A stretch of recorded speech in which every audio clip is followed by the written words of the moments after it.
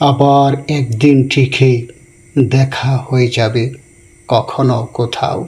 5 বছর, 10 বছর, 50 বছর কিংবা শতাব্দী পেরিয়ে একদিন কোথাও দেখা হবে। একদিন আবার ঠিকই দেখা হয়ে যাবে, না জানুক অন্যেরা।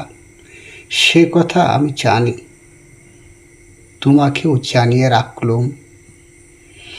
সেদিন তোমার মুখ আজকের মতন এমন কঠিন দেখাবে না, ভ্রু ভঙ্গিতে থাকবে না ক্রোধের চিহ্ন, চোখে ঝরবে ঝরতারা, হাতে হাত রাখার উৎসবই দেখা হবে। আবার একদিন দেখা হবে। কবিতাটি আবার দেখা হবে, লেখক ধীরেন্দ্রনাথ চক্রবর্তী।